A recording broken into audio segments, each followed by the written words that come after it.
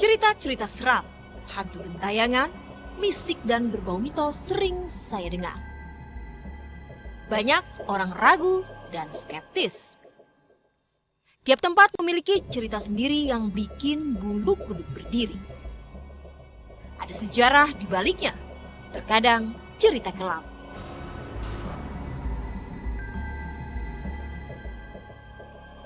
Saya Faradisa Siregar, menelusuri sisi lain tempat-tempat angker.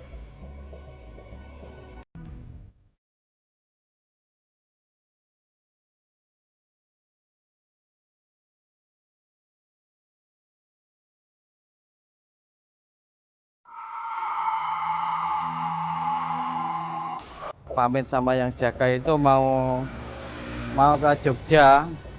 Pamitnya kan gitu, naik beca, keluarga naik beca, berjalan kira-kira 100 meter, orangnya turun hilang lah, becanya langsung jatuh semaput, kaget. Kalau dibilang ada kepala yang dimakamin di sini, itu benar. Benar. Di sebelah mana posisinya? Ya di makamnya itu. Pas di sebelah kiri atau kanan? Enggak, di bawah pohon, di bawah pohon.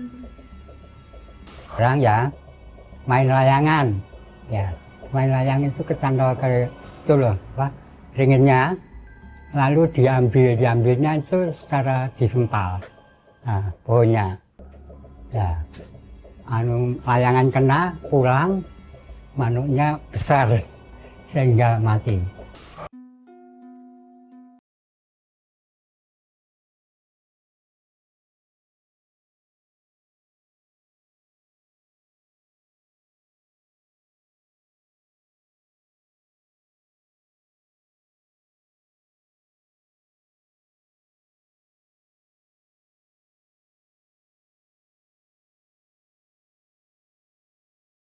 Kerajaan Kahuripan. Kota yang dibelah oleh sungai berantas ini juga menjadi saksi bisu sejarah kelam negeri ini pada masa penumpasan gerakan G30 SPKI.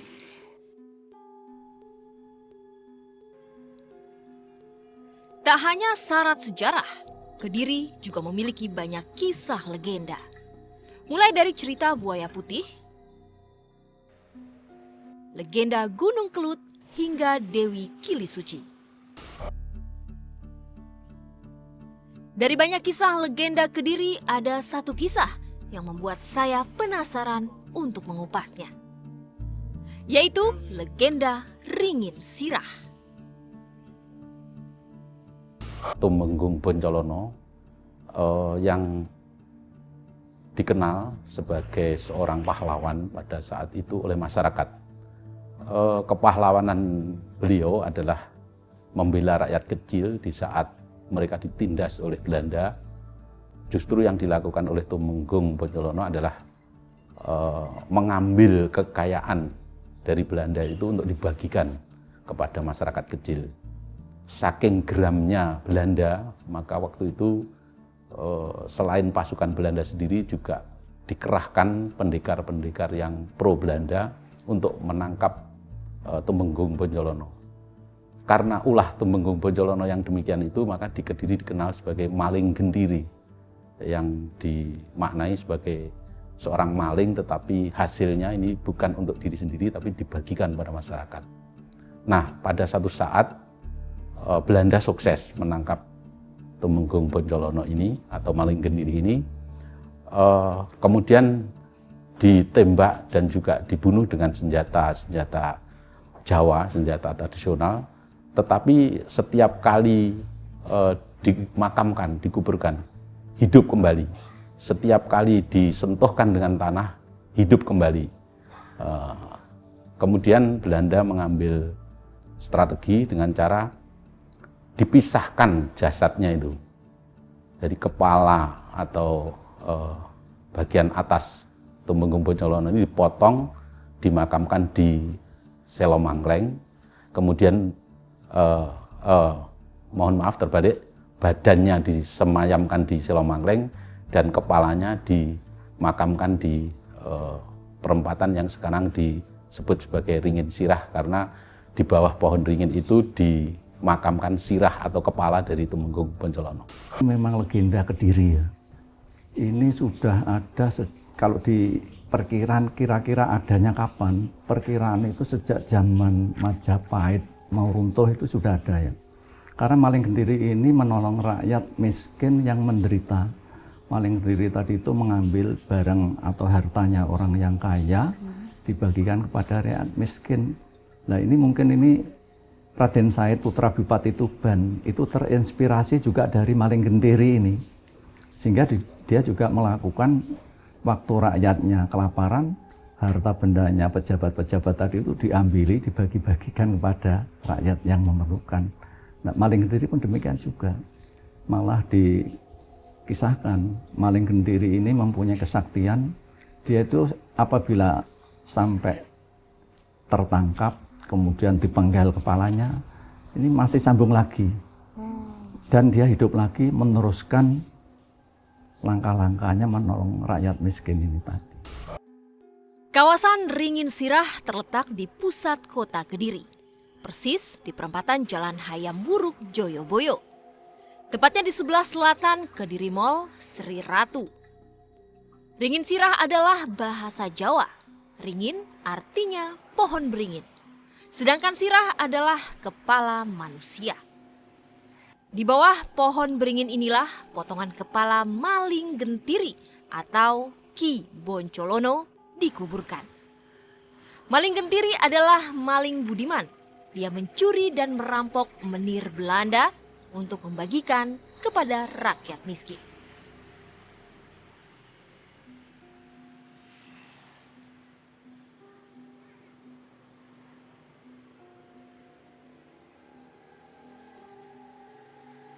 Sekarang saya sudah berada di depan lapangan Joyoboyo, tempat di mana kepala Ki Boncolono atau Maling Gentiri dikuburkan di bawah pohon beringin. Sehingga wilayah ini sering disebut dengan Ringin Sirah.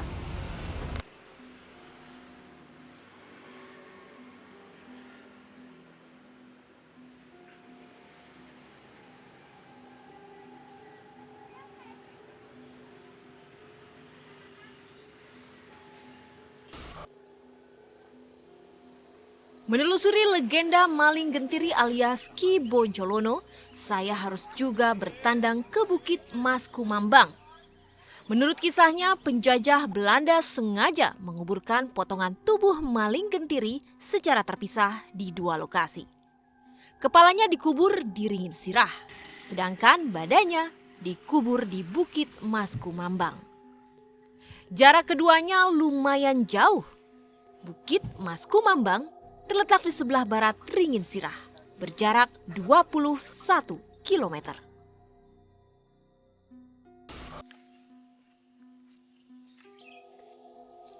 Banyak versi soal jumlah anak tangga yang ada di Bukit Mas Kumambang.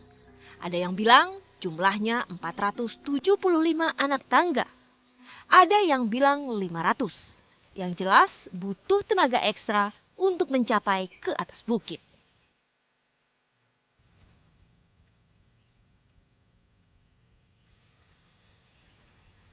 Sekarang saya sedang berada di depan makam Ki Boncolono. Ki Boncolono adalah seorang tokoh legenda rakyat Kediri. Konon hanya badannya saja yang dimakamkan di sini, tetapi kepalanya di lapangan Joyoboyo.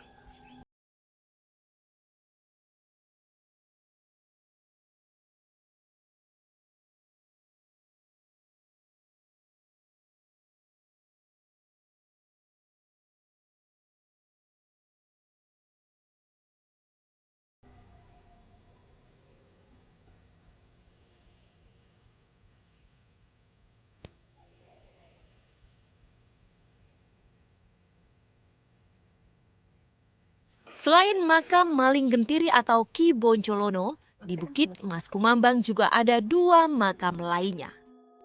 Mereka adalah teman seperjuangan Ki Boncolono, yaitu Tumenggung Mojoroto dan Tumenggung Poncolono.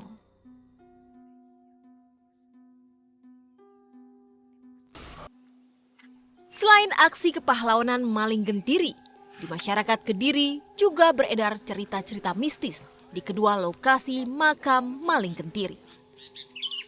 Apakah kisah mistis yang beredar di masyarakat itu ada hubungannya dengan kisah Maling Gentiri? Nah, pada satu saat Belanda sukses menangkap Tumenggung Boncolono ini atau Maling Gentiri ini, kemudian ditembak dan juga dibunuh dengan senjata Jawa, senjata tradisional. Tetapi setiap kali dimakamkan, dikuburkan, hidup kembali. Legenda Maling Gentiri begitu melekat di hati warga Kediri, Jawa Timur. Maling Gentiri bernama asli Ki Boncolono. Dia hidup pada zaman penjajahan Belanda. Saat itu masyarakat Kediri hidup miskin dan tertindas. Penjajah Belanda sewenang-wenang menguti pajak dari penduduk pribumi. Barang siapa menolak bayar pajak, hasil buminya akan dirampas. Untuk makan saja penduduk pribumi harus membeli bahan pangan dari Belanda. Padahal hasil bumi itu adalah hasil jerih payah mereka sendiri bercocok tanam. Ketidakadilan itu menggugah hati Ki Boncolono. Nuraninya terusik melihat perilaku sewenang-wenang para menir Belanda. Ki Boncolono yang terkenal sakti merampok harta milik orang-orang Belanda dan orang kaya yang kikir. Hasil rampasannya tadi diberikan kepada rakyat miskin.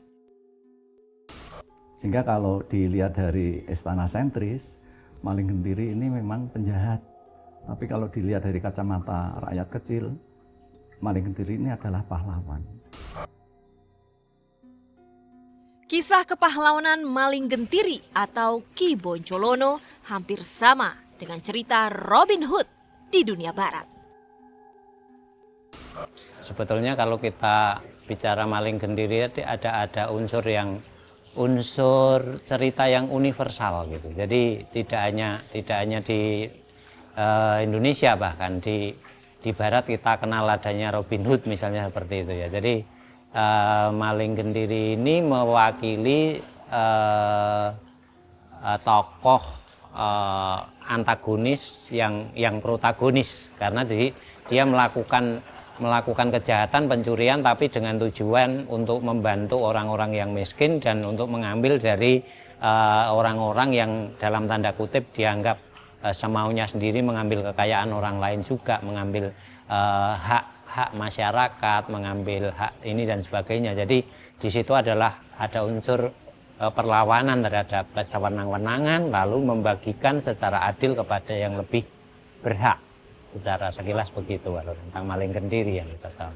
Ya, kalau kita lihat sekarang peninggalannya ada dua ya. Ada yang satu yang disebut dengan ringin sirah. Sirah artinya kepala. Dan kemudian ada kuburannya Ki Boncolono. Jadi di ringin sirah itu ada di timur sungai, disebut ringin sirah karena di sana ditanam kepala Maling Gentiri tadi dan ditandai dengan pohon beringin sehingga disebut ringin sirah. Kemudian badannya dimakamkan di atas Bukit Mas Kumambang di barat sungai. Jadi ini dipisahkan antara badan dengan kepala supaya tidak hidup lagi. Karena konon kalau tidak dipisahkan begitu, dipotong kepalanya akan nyambung lagi dan hidup lagi. Saya pikir legenda semacam ini sudah dikenal sejak cerita pewayangan ya dengan Aji Pancasona itu. Aksi perampokan Ki Boncolono membuat geram penjajah Belanda. Berbagai operasi dilancarkan Belanda untuk menangkap si maling budiman. Namun upaya itu sia-sia. Maling Gentiri yang sakti selalu berhasil lolos dari sergapan. Alkisah Maling Gentiri punya ajian sakti mandraguna sehingga punya banyak nyawa. Maling Gentiri selalu bisa hidup kembali meskipun telah tewas tertembak atau ditebas pedang Belanda. Nah, pada satu saat Belanda sukses menangkap Tumenggung Boncolono ini atau Maling Gentiri ini, kemudian ditembak dan juga dibunuh dengan senjata Jawa, senjata tradisional. Tetapi setiap kali dimakamkan, dikuburkan, hidup kembali. Maling Gentiri akan selalu dikaitkan dengan kesaktiannya yang bila antara kepala dengan badan tidak dipisahkan akan hidup lagi. Ya istilahnya dapat rezeki apa itu, keris. Kadang ya nggak ada keris, ya ada yang emas, ada cincin itu. Kadang di sini tuh ya banyak cincin yang dikasih itu loh. Tapi bukan sembarang orang yang dikasih.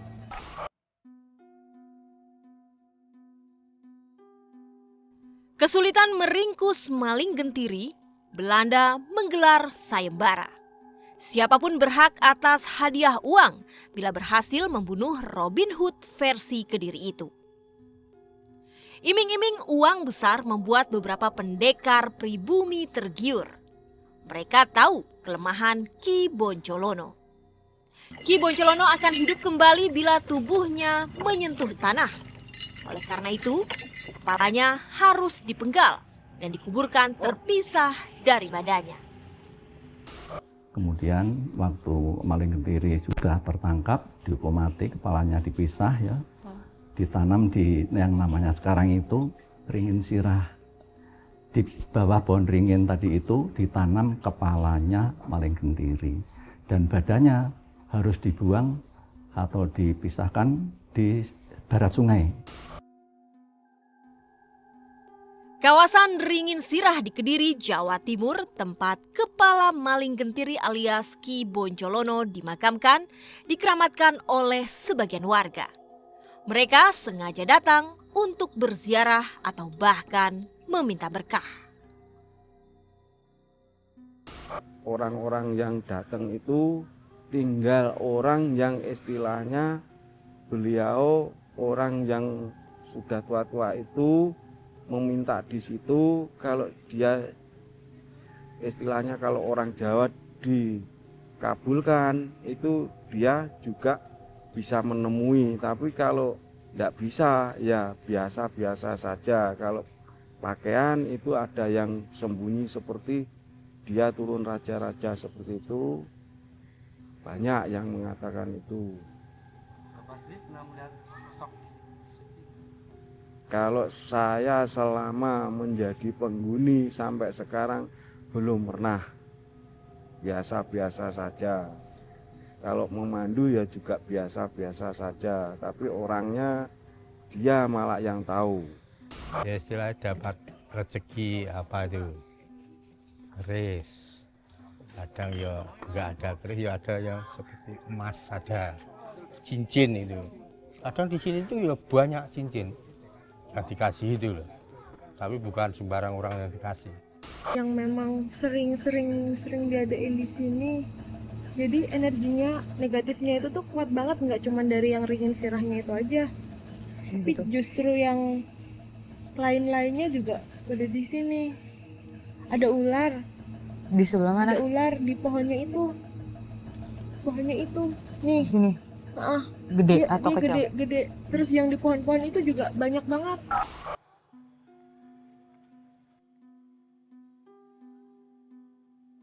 Saya tertarik menggali lebih dalam soal legenda maling Gentiri dan kawasan Ringin Sirah yang dianggap angker. Saya mengajak teman saya Intan, seorang indigo yang mampu berkomunikasi dengan makhluk gaib.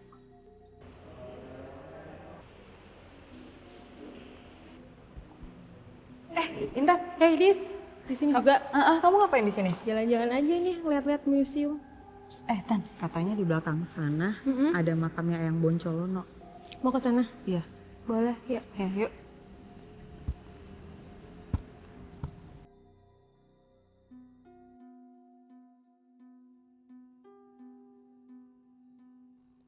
Bersama Intan, saya menuju ke Ringin Sirah, tempat dikuburnya kepala maling Gentiri alias Ki Boncolono. Intan, sekarang kan kita udah di depan Ringin Sirah, di mana di sini tempat kepala maling gentiri dikuburkan. Tepatnya di belakang sini, di bawah pohon beringin. Ya, di bawah pohon beringin. Makanya kenapa disebutnya dengan ringin sirah? Karena ringin itu berarti pohon beringin, sirah itu berarti kepala. Dan ini kan belakang kita kan digembok nih Tan. Ini ya? Kita nggak bisa masuk kan? Iya. Karena sejak diambil alih oleh pengusaha lokal, Iya. jadi akses untuk ke sini itu terbatas banget. Tembok juga ya ini ya. Iya. Gimana kalau kita coba jalan ke sana di sekali aja Kemana? ada jalan buat akses kita buat ngeliat lebih dekat. Yaudah yuk, coba.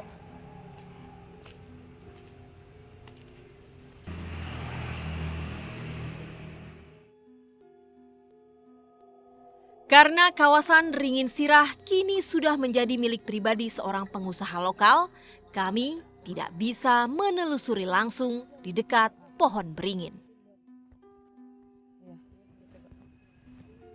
Ini?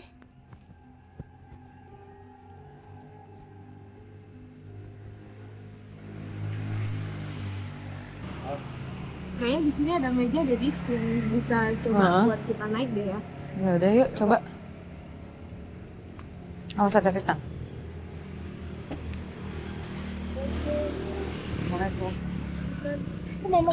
Mama kucuk. Enggak, mau pegangan. Goyang. Ya.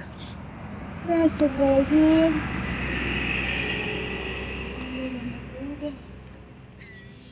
Jelas banget ya dari sini ya. Itu tepat di bawah pohon itu kan? Di sini ya.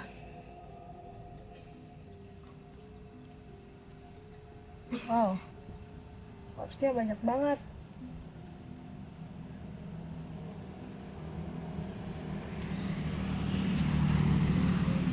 Assalamualaikum warahmatullahi wabarakatuh. Coba deh aku lihat Di mana Tan? di itu, jadi makamnya tepat di bawah situ. Iya, tepat di bawah pohon beringin ini.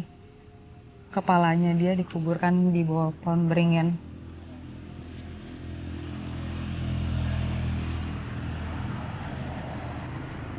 Coba Tan lihat gambarnya Tan. Goyang. Iya dah. Banyak orbs nih. Oh iya. Orbs. Nih. Ya kan? Dia itu berbentuk apa aja Tan? Kalau dibilang ada kepala yang dimakamin di sini, Hah? itu bener. Benar. Di sebelah mana posisinya? Ya di makamnya itu. Pas di sebelah kiri atau kanan? Enggak, di bawah pohon, di bawah pohon persis. Dan yang kamu lihat di sini ada makhluk astral seperti. Ya ampun. Assalamualaikum. Astagfirullahaladzim, jangan goyang. Itu negatif banget, Dis. Nggak kayak biasanya, jadi banyak jelmaan-jelmaan gitu. Soalnya aku dari tadi juga merasakan merinding Ya beda banget kan di sini. hawanya. Itu di sekitar situ tuh banyak banget. Sini nih. Ya, itu kan di dalam ada pagar lagi tuh. Ha-ha. Dalamnya lagi makam kan. Iya. Itu tuh justru bukan kepalanya itu yang dominan di sini, justru makhluk-makhluk lain yang di sini yang mereka dominan. Kayak ini kan udah tuh rumputnya aja kan panjang-panjang kayak gitu kan, berarti kan jarang dijamah orang. Berarti nggak dirawat ya? Ya, dan udah nggak ada juru kuncinya. Coba Tan yang barusan kamu ambil yang mana? Enggak. Nih. Di sebelah sini nih yang tadi aku bilang ada kerbaunya. Oh iya, banyak nih. Kuat semuanya, dominan semuanya. Orang ya main layangan, ya main layangan itu kecantol ke itu loh ringinnya, lalu diambilnya itu secara disempal pohonnya. Ya, layangan kena pulang, manuknya besar sehingga mati. Masih musim begal SD/SB itu di situ juga diiringin sirah itu juga dia tuh berapa 5 personil kalau nggak salah mau cari togel di situ. Terus pada saat itu dari salah satu seseorang itu harusnya kalau sebelum dia ke makam itu harus bersih, harus keramas dulu, mandi, dan itu ada personilnya tidak seperti itu gitu loh. Jadi dia pada saat sudah mulai mau mencari, ternyata justru seperti orang kesetanan di situ. Dia itu diarak terus dikata-katain gitu sama orang-orang di sekitarnya itu yang semuanya tuh kayak seneng nyiksa dia. Jadi sebelum dibunuh dia dicambuk dulu. Penelusuran malam pun berlanjut ke atas Bukit Mas Kumambang. Semoga Intan bisa membantu menjawab rasa penasaran saya akan legenda maling gentiri atau Ki Boncolono.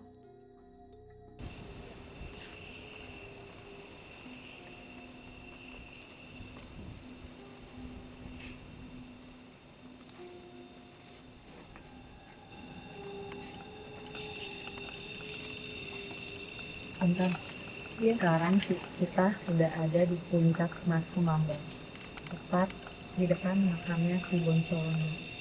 Konon kata warga tubuhnya dimakamkan di sini, tetapi kepalanya dimakamkan di lapangan Joyoboyo, tepat di bawah pohon beringin. Itu biasanya sih orang menyebutnya dengan ringin sirah. Iya. Dan di sini kan yang kita lihat kan ada 3 makam, Tan. Menurut penglihatan kamu seperti apa ya? Coba kita datangin satu persatu aja. Ayo, gimana?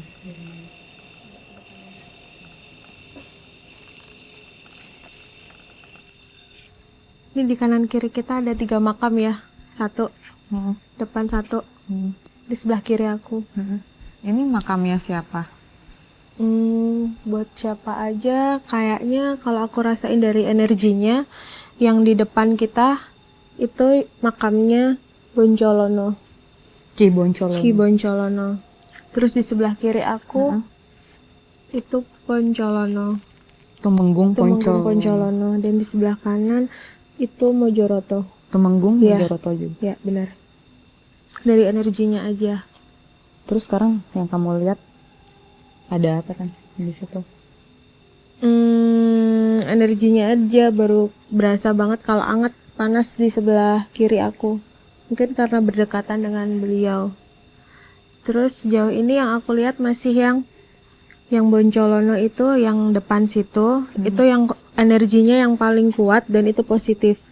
Terus di sebelah kanan kiri kita ini beliau-beliau ini nggak ada hubungan persaudaraan atau apa dengan Boncolono. Jadi mereka sebenarnya orang lain tetapi hanya kenal saja jadi seperti saudara gitu. Tapi bentuknya seperti apa, Tan? Yang kamu lihat di sebelah kiri?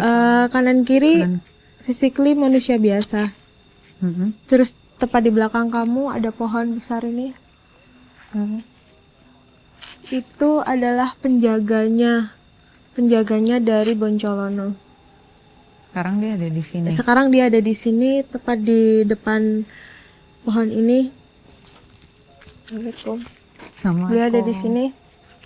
Bentuknya seperti apa? Nggak begitu tinggi. Terus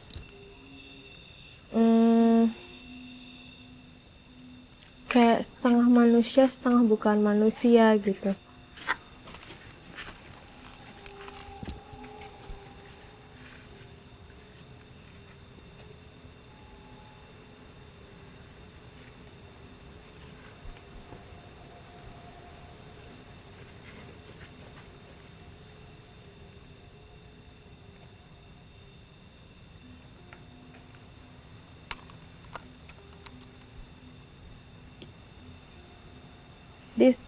Di makam ini yang tadi aku bilang makamnya Tumenggung Boncolono.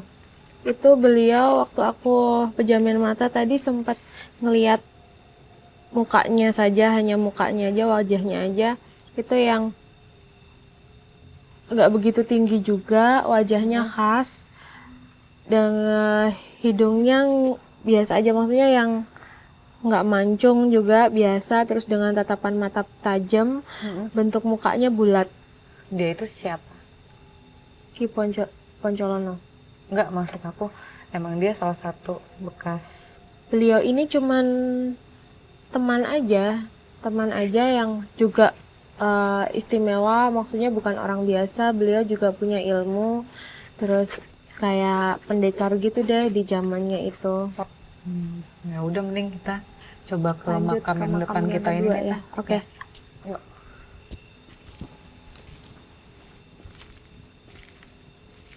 Ini sebelah sini kan, Tan? Iya. Ini makam kedua yang menarik aku buat datang ke sini. Beliau adalah makam Mojoroto. Tumenggung Mojoroto. Mojoroto. Dia ini dulunya siapa? Bentar, aku coba buat flashback dulu ya.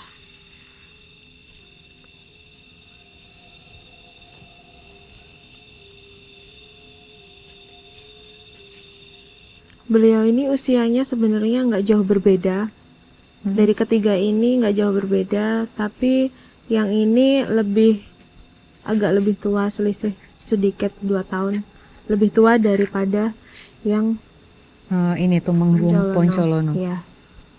Terus beliau ini juga orang berilmu juga. Sama seperti Tumenggung Poncolono. Ya. Hampir sama. Jadi mereka berilmu, orang-orang yang suka menolong, hampir sama orang-orang yang suka menolong. Terus ini physically kurus, tinggi, lebih tinggi.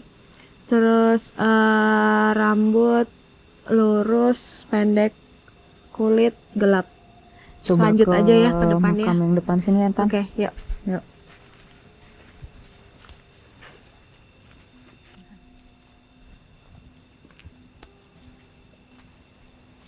Assalamualaikum. Assalamualaikum. Ini yang aku bilang tadi makam Ki Boncolono Dis. Jadi dari pertama memang makam inilah yang energinya paling kuat, paling narik gitulah, positif tapi kuat banget. Energinya beda, coba kamu rasain. Yang di sini sama di makam yang kedua ini beda. Kan konon kata warga juga kan sering dibilang kalau umpama Ki Boncolono itu biasa disebut dengan maling gentiri. Iya. Ya kan? Dia kan apa namanya maling, dan itu tujuannya dia apa sih? Untuk apa? Oh, ya.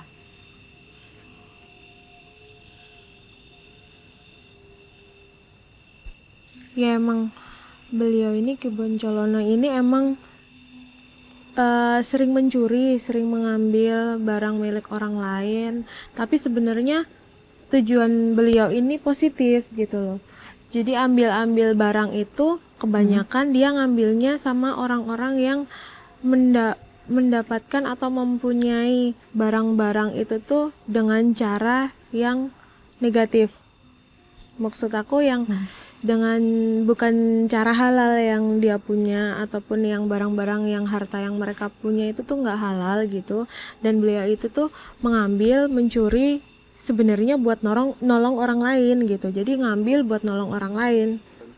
Terus gimana tadi tubuhnya yang seperti kamu bilang apa? Ya itu diarak terus dikata-katain gitu sama orang-orang di sekitarnya itu yang semuanya tuh kayak seneng nyiksa dia. Jadi sebelum dibunuh dia dicambuk dulu. Badannya itu dicambuk yang benar-benar disiksa gitu. Terus sampai akhirnya dipenggal itu tadi. Kepalanya yang terakhir gitu. Terus menurut penglihatan kamu ada kemungkinan nggak sih badannya dia bisa disatukan kembali dengan kepalanya dia yang ada di bawah pohon beringin itu? Akan bisa hidup kembali atau enggak? Kalau buat hidup kembali enggak. Cuman vision yang aku dapat barusan, beliau ini sebenarnya gimana ya? Masih ada, maksudnya masih ada, jiwanya itu masih sering ada di sini, masih ya seperti dia waktu hidup gitu. Jadi masih belum ada di alam yang seharusnya beliau ada, jadi kayak masih ada di sekitaran sini gitu, kadang masih kalau buat menampakkan sih di orang-orang tertentu ya. Dan beliau ini meninggalnya juga masih muda. Umur? Sekitaran umur berapa? Sekitaran umur di bawah 50 tahun. Di bawah 50 tahun, masih muda. Kan yang seperti kamu bilang dia itu kan mencuri. Tapi apakah dia juga punya, maksudnya istilahnya udah berkeluarga atau belum? Karena mencurinya itu kan buat menolong ini kan, buat orang-orang yang di istilahnya orang yang nggak punya kayak gitu kan, orang yang nggak berada. Iya. Tapi maksud aku dia itu sendiri punya nggak? Maksudnya istilah udah berkeluarga apa belum? Yang aku lihat sih belum. Belum. Yang aku lihat sih belum. Memang dari udah lama dia mencuri seperti itu, tapi emang semuanya buat membantu orang, buat orang lain gitu. Bahkan dirinya sendiri, bukan buat dirinya sendiri gitu, buat emang bener-bener buat orang lain. Buat orang lain ya. Ya udah ya Tan, kita mending turun.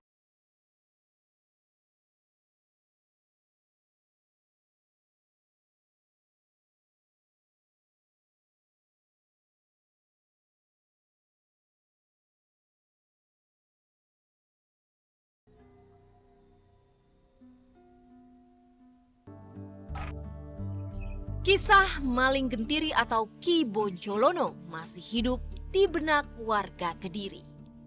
Seperti juga kisah Si Pitung bagi warga Betawi.